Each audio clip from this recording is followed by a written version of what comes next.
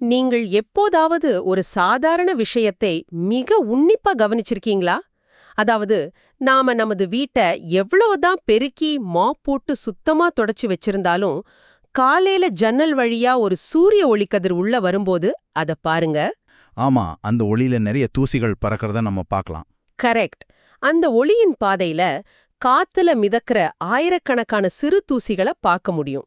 அது வரைக்கும் 100% சுத்தமான ஒரு இடம் அப்படின்னு நாம நினைச்ச ஒண்ணு, அந்த ஒரு சின்ன ஒளியின் முன்னாடி தன் உண்மையான நிலைய காட்டிடும். கண்டிப்பா, அது ஒரு சுவாரஸ்யமான பார்வை தான். பாத்தீங்கன்னா, ஒரு சாதாரண படுக்கை அறையிலேயே இவ்வளவு தூசிகள், இவ்வளவு குறைகள் இருக்கு அப்படின்னா, நாம வாழ்ற இந்த எல்லையற்ற பிரபஞ்சத்துல எவ்வளவு குறைகள் இருக்கும்? ஓ, பிரம்மாண்டமான அளவுல நீங்க யோசிக்கிறீங்க. ஆமா. இதை விட முக்கியமா, மனித மனசுக்குள்ள, நம்முடைய எண்ணங்களுக்குள்ள எவ்வளவு மாசுகள் இருக்கும்.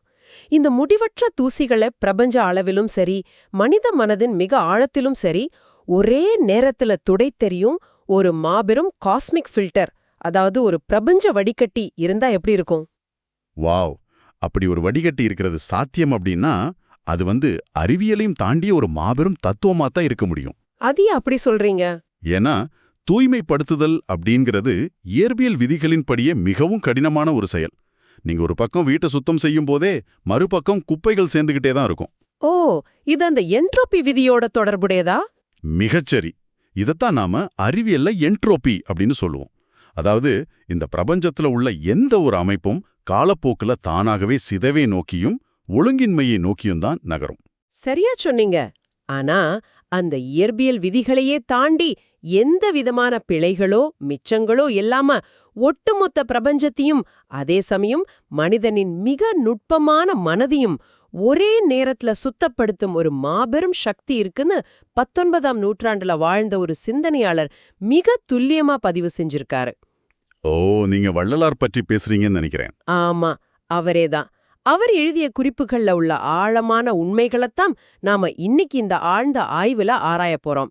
நேர்களே, இந்த உரையாடலின் முக்கிய நோக்கம் என்னன்னா, ஒரு மாபெரும் பிரபஞ்சத்துல உள்ள பிழைகள் தொடங்கி மனித உடல்ல உள்ள குறைகள், நமது மனதை ஆளும் மாயை மற்றும் நாம செய்யும் கர்ம வினைகள் வரைக்கும் அனைத்தையும் அந்த பேரொளி எப்படி எந்த விதமான தடையும் இன்றி நீக்குது அப்படிங்கறத புரிஞ்சுக்கிறது தான். ரொம்ப அற்புதமான ஒரு இலக்கு இது. இதுல அந்த அருட்பெருஞ்சோதி அகவல் வரிகள் தான் நமக்கு அடிப்படையா இருக்க போகுது. கண்டிப்பா. சரி, இத நாம சற்று விரிவாக பார்ப்போம். முதல்ல இந்த மாபெரும் பிரபஞ்சத்தின் அளவிலிருந்து ஆரம்பிக்கலாம். எல்லையற்ற இந்த அண்டத்திலும் சரி, நாம வாழ்ற பூமியிலும் சரி, ஏதோ ஒரு வகையான துருசு, அதாவது குறைகள் இருக்கிறதா மூலப்பிரதி சொல்லுது. இதை நாம் ஒரு பரந்த கண்ணோட்டத்தோடு தொடர்பு படுத்தி பார்த்தால், இந்த பிரபஞ்சம் உருவாகி பல 100 கோடி ஆண்டுகள் ஆகுது. இந்த மாபெரும் பரிணாம வளர்ச்சியில எல்லாமே சீரா நடப்பதில்லை. அதாவது நட்சத்திரங்கள் வெடிக்கிறது, அந்த மாதிரி விஷயங்களா? ஆமா, நட்சத்திரங்கள் வெடிச்சு சிதறுது, மாபெரும் கருந்துளைகள், அதாவது பிளாக் ஹோல்ஸ் முழு கிரகங்களையும் விழுங்குது.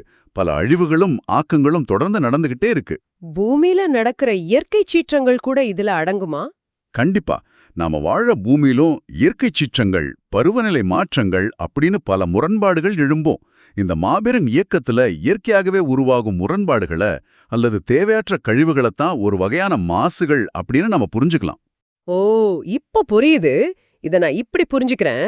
நம்முடைய கம்ப்யூட்டர்ல ஒரு மிகப்பெரிய ஹார்ட் டிரைவ் இருக்குன்னு வச்சுக்குவோம். அதுல பல வருடங்களா நம்ம டேட்டாவை சேமித்து வைக்கிறோம், காப்பி செய்றோம், அழிக்கிறோம். நாளடைவில் அந்த சிஸ்டம் ஸ்லோ ஆகும் இல்லையா? ஆமா, அந்த சிஸ்டம்ல சில பிழைகள், அதாவது கரப்டட் ஃபைல்ஸ் உருவாகும்.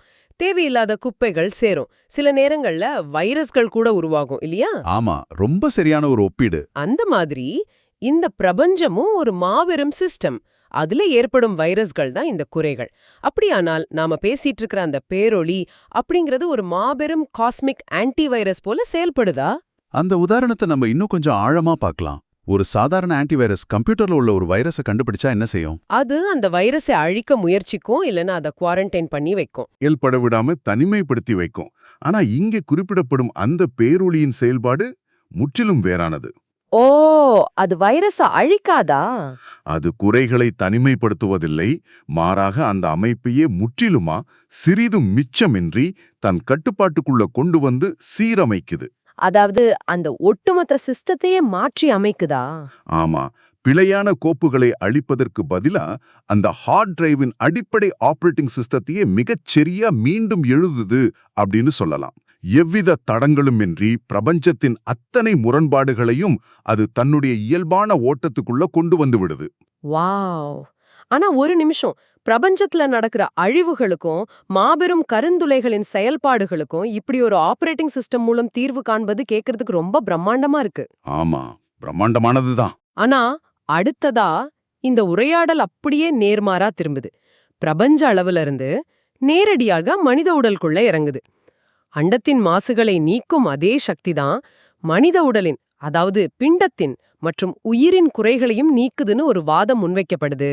ஆமா, பிண்டத்துரிசையும் பேரியர் துரிசையும் அடக்கும் அப்படின்னு சொல்லப்பட்டிருக்கு. இது எப்படி சாத்தியம்? பல ஒளியாண்டுகள் தொலைவில வெடிக்கிற ஒரு நட்சத்திரத்துக்கும் எனக்கு வர்ற காய்ச்சலுக்கும் அல்லது என் மனசுல தோன்றும் கோபத்துக்கும் எப்படி ஒரே தீர்வு இருக்க முடியும்?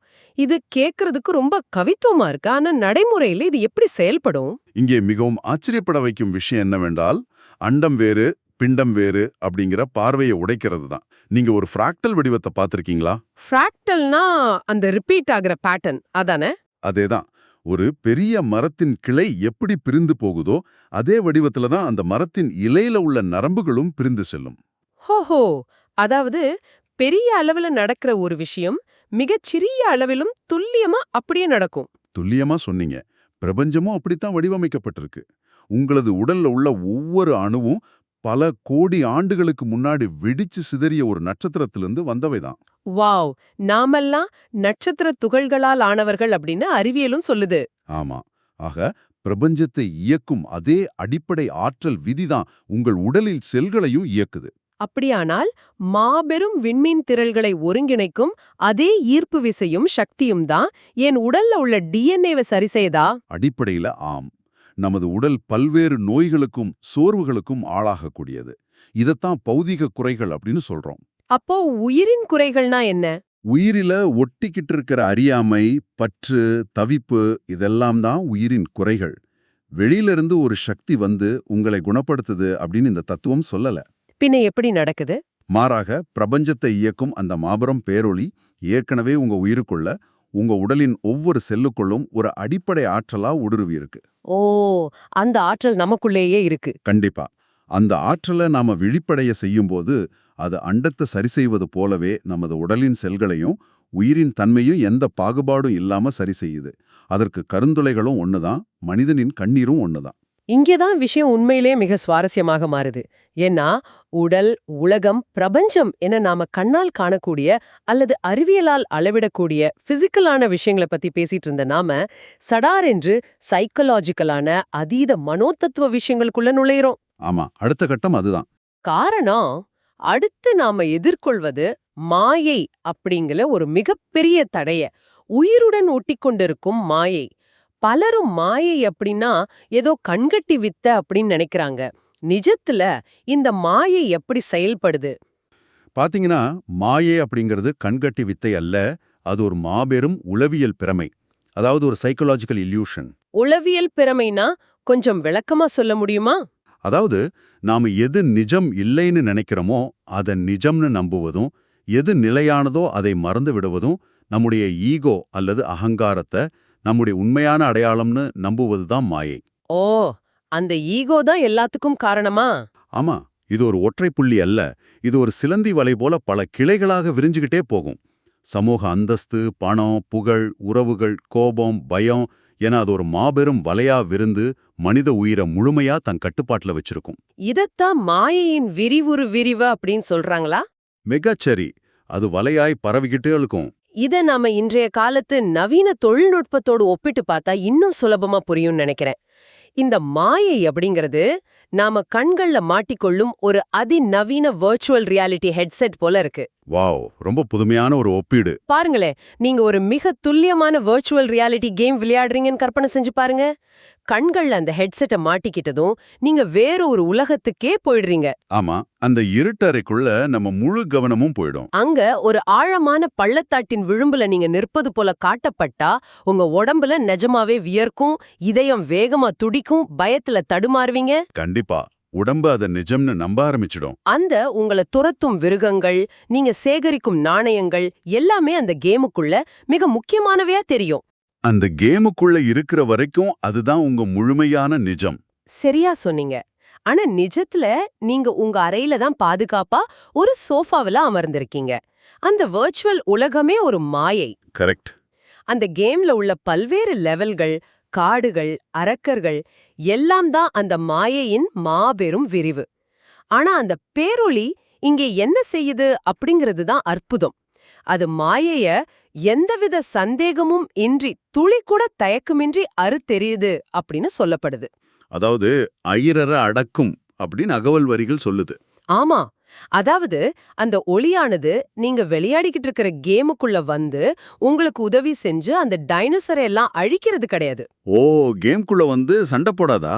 இல்ல, அதுக்கு பதிலா உங்க கண்கள்ல உள்ள அந்த வர்ச்சுவல் ரியாலிட்டி ஹெட்செட்டை ஒரே அடியாக கழற்றி எரிந்து உண்மையான வெளிச்சத்தை காட்டுது. ரொம்ப மிக நுட்பமான விளக்கம் இது. மாயையின் விரிவு எவ்வளவு பிரமாண்டமா இருந்தாலும் சரி, அது எத்தனை ஜென்மங்களா தொடர்ந்தாலும் சரி, அந்த மாயைக்குள்ள அந்த பேரொளி ஒருபோதும் சிக்கிக் கொள்வதில்லை. நாம் தான் அந்த வலையில சிக்கி தவிக்கிறோம் இல்லையா? ஆமா, நீங்களும் தான் நானும் தான். ஒரு இருட்டறையில பல வருடங்களா இருள் சூழ்ந்திருந்தாலும் ஒரு சின்ன மெழுகுவர்த்தியை ஏற்றினால் அந்த இருள் எங்கே போகுதுன்னு யாருக்காவது தெரியுமா? தெரியாது, அது அப்படியே மறைஞ்சிடும். அது எந்த தயக்கமும் இன்றி எப்படி மாயமா மறையுதா? அதே போல அந்த பேரொளி தன் இருப்பின் மூலமாகவே மாயைய அடக்குது. அது மாயையோடு சண்டையிடுவதில்லை. மாயைய வெறும் பிரமை அப்படின்னு உயிருக்கு உணர்த்துது. இது ஒரு முழுமையான விழிப்புணர்வு, அவேக்கனிங் அப்படின்னு சொல்லலாம். வாவ், ரொம்ப தெளிவா சொன்னீங்க. இது ஒரு முக்கியமான கேள்வியை எழுப்புது. இந்த மாயையிலிருந்து அடுத்து எது பிறக்குது? மாயைக்குள்ள, அதாவது அந்த விர்ச்சுவல் ரியாலிட்டி கேமுக்குள்ள சிக்கியிருக்கும் மனிதன் அந்த பிரமேயத்திலேயே பல முடிவுகளை எடுக்கிறான், பல செயல்களை செய்யறான். ஓ, அந்த செயல்கள் தான் வினைகளா? ஆமாம், அந்த செயல்கள் தான் இருவினை. இருவினை அப்படின்னா நல்வினை மற்றும் தீவினை, அதாவது கர்மங்கள். நாம செய்யும் ஒவ்வொரு செயலும் ஒரு விளைவை ஏற்படுத்துது. அந்த விளைவு மற்றொரு செயலுக்கு காரணமாகுது. ஒரு நிமிஷம். தீவினை அப்படின்னா மற்றவர்களுக்கு தீங்கு செய்வது, அது தவறான கர்மாவை உருவாக்கும் அப்படிங்கிறது புரியுது. ஆனா நல்வினை எப்படி ஒரு குறையாகவோ அல்லது மாசாகவோ இருக்க முடியும்? நல்ல செயல்களை செய்யறது மனிதர்களோட அடமைதானே. நல்ல செயல்களை செய்வது நிச்சயம் கடமைதான், அதுல மாற்று கருத்தே இல்ல. ஆனா அந்த நல்வினையின் பின்னால் இருக்கும் நான் அப்படிங்கிற அகங்காரம் இருக்கே, அதுதான் பிரச்சனை. நான் செஞ்சேன் அப்படிங்கிற எண்ணமா? ஆமா, ஒரு தொழிலதிபர் பல கோடிகளை ஒரு அனாதை ஆசிரமத்துக்கு நன்கொடையா வழங்குறார் அப்படின்னு வச்சுக்குவோம். அவர் அதை செய்யும்போது, நான் எவ்வளவு பெரிய தர்மவான், இந்த சமூகம் என்னை புகழ வேண்டும், இதற்காக எனக்கு புண்ணியம் கிடைக்கும் அப்படிங்கிற எண்ணத்தோடு செஞ்சா அந்த நல்வினையும் ஒரு மாயையான வலைதான். ஓஹோ, எதிர்பார்ப்போடு செய்யறதும் கர்மாவா மாறிடுமா? கண்டிப்பா, அதுவும் கர்மாவை உருவாக்கும். விருப்பு வெறுப்பு அப்படிங்கிற இரங்குமே ஒரு நாணயத்தின் இரு பக்கங்கள் தான். அதனால தான் இதை இருவினை அப்படின்னு சொல்றாங்க. இப்போ புரியுது. இந்த வினைகள் சாதாரணமா இருப்பதில்ல, அவையும் முடிவில்லாம விருந்துகிட்டே போகுது. இது ஜென்ம ஜென்மமா தொடரும் ஒரு மாபெரும் சங்கிலி தொடர். இதுலதான் எனக்கு ஒரு மிகப்பெரிய ஆச்சரியமும் ஒரு ஆழமான கேள்வியும் எழுந்தது. என்ன கேள்வி அது? மாயையை அடக்கும்போது அந்த சக்தி எந்தவித சந்தேகமும் இன்றி, அதாவது ஐரற அது செய்யுது அப்படின்னு குறிப்பிட்டிருந்த மூலப்பிரதி இந்த கர்ம வினைகளை கையாளும் போது மட்டும் வார்த்தையை லேசா மாத்திருக்கு. ஆமா, ஐர்வர அடக்கும் அப்படின்னு வருது. கரெக்ட். மனிதர்களின் கர்ம வினைகளை சோர்வின்றி அடக்குது அப்படின்னு சொல்லுது. என் கேள்வி என்னவென்றால், ஒரு மாபெரும் பிரபஞ்ச சக்திக்கு, ஒரு பேரொழிக்கு எப்படி சோர்வு வரும்? அது ஏன் சோர்வின்றி இதை செய்யுது அப்படின்னு தனியா குறிப்பிடணும்? ரொம்ப கூர்மையான ஒரு கவனிப்பு இது. மனிதர்களின் முடிவற்ற செயல்களையும் கோடிக்கணக்கான வினைகளையும் தொடர்ந்து கட்டுப்படுத்துவது அந்த பேரொழிக்கே சவாலான ஒரு விஷயமா? இது மிக ஆழமான ஒரு உளவியல் மற்றும் தத்துவ கேள்வி. மனிதர்களின் வினைகள், அதாவது கர்மா அப்படிங்கிறது கற்பனை கெட்டாத ஒரு மாபெரும் சுமை. நீங்க ஒரு தனி மனிதனா ஒரு நாளைக்கு எத்தனை ஆயிரம் எண்ணங்களை உருவாக்குறீங்கன்னு யோசிச்சு பாருங்க. கணக்கே இல்ல, நிறைய எண்ணங்கள் வரும். ஆமா, எத்தனை சிறு சிறு செயல்களை செய்கிறோம். உலகத்துல உள்ள 800 கோடி மனிதர்களின் கோடிக்கணக்கான செயல்கள், அவங்க எடுக்கும் முடிவுகள், அதன் பின்னால் இருக்கும் எண்ணங்கள், அந்த எண்ணங்களால் உருவாகும் சங்கிலித் தொடரான விளைவுகள், இதை ஒரு கணினி மூலம் கணக்கிட நினைச்சாலே அது சாத்தியமற்றது. ஆமா, அது ஒரு முடிவில்லாத டேட்டா. இத ஒரு சாதாரண தராசுல வச்சு ஒவ்வொருத்தரின் பாவ புண்ணியங்களை கணக்கிட்டு சீர்படுத்த நினைச்சா அங்கே முடிவற்ற சோர்வுதான், அதாவது பர்ன் அவுட் தான் மிஞ்சும். ஆமா, நம்ம ஒரு சின்ன குடும்பத்துல உள்ள 4 பேரின் உணர்ச்சிகளையும் பிரச்சனைகளையும் கையாளுவதற்கே நமக்கு நாள் முடிவுல மிகப்பெரிய மனச்சோர்வு வந்துடுது. அதுதான் உண்மை. மனித மனம் அப்படிங்கிறது எப்பவுமே கணக்குகளை போடுறது. ஆனா அந்த அருட்பெருஞ்சோதி என்ற மாபெரும் ஒளி கர்மாவை ஒரு கணக்கு புத்தகமா பார்ப்பதில்லை. அது கணக்கு பார்க்காதா? இல்ல, அது பழிவாங்கும் சக்தியோ அல்லது வெறும் நீதிபதியோ அல்ல. மனித வினைகளின் சுமை எவ்வளவு பெரியதாக விரிவடைஞ்சாலும் சரி, ஒரு நாணயத்தின் இரு பக்கங்களைப் போன்ற நல்வினை தீவினை இரண்டையும் அது சமமாக பாவிக்குது. ஓ, இரண்டையும் சமமா பாக்குதா? ஆமாம். அந்த ஒளியின் அடிப்படைத்தன்மை என்னன்னா, அது தூய கருணை.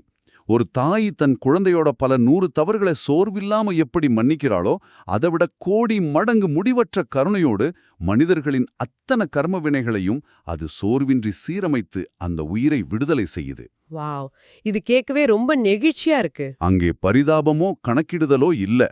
அந்த முடிவற்ற கருணைக்கு சோர்வே கிடையாது அப்படிங்கிறத உணர்த்தவே சோர்வின்றி அப்படிங்கிற சொல் இங்கு மிக ஆழமா பயன்படுத்தப்பட்டிருக்கு.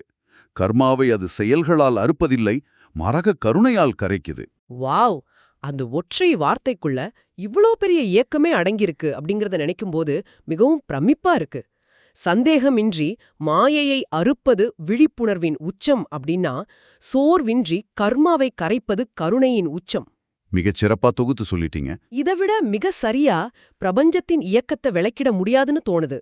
ஆமா, இது மனிதனின் குறைகள், உலகத்தின் குறைகள், மாயையின் பிடி, கர்மாவின் சுமை என அனைத்தையும் கடந்து தூய பேரொளி அப்படிங்கிற ஒரே ஒரு சக்தியின் மூலம் அனைத்தையும் பேலன்ஸ் செய்யும் ஒரு மாபெரும் மெய்யல் சமன்பாடு அப்படின்னு சொல்லலாம். ஒரு பிலாசபிக்கல் ஈக்குவேஷன். உண்மைதான். இதை நாம வெறும் வார்த்தைகளா பார்க்காம நமது உள்முக பயணத்துக்கான ஒரு வரைபடமா பார்க்கணும். சரி, நாம இந்த உரையாடலின் இறுதி பகுதிக்கு வந்துட்டோம். நாம இதுவரை விவாதித்தத ஒரு முறை சுருக்கமா பார்த்துடலாம். நேர்களே, முதல்ல பிரபஞ்சத்தின் மற்றும் பூமியின் மாசுகளை அந்த மாபெரும் சக்தி எப்படி துளியும் மிச்சமின்றி தன் கட்டுப்பாட்டுக்குள்ள கொண்டு வருது அப்படிங்கறத பார்த்தோம். ஆமா, அண்டத்துரிசு பத்தி பேசணும். பின்னர் அங்கிருந்து ஒரு ஃப்ராக்டல் போல உள்ளே இறங்கி எந்தவித பாகுபாடுமின்றி நமது உடலின் மற்றும் உயிரின் குறைகளையும் அதே சக்தி தான் சரி செய்யுது அப்படிங்கறத புரிஞ்சுகிட்டோம். அது பிண்டத்துரிசையை கையாளுவது.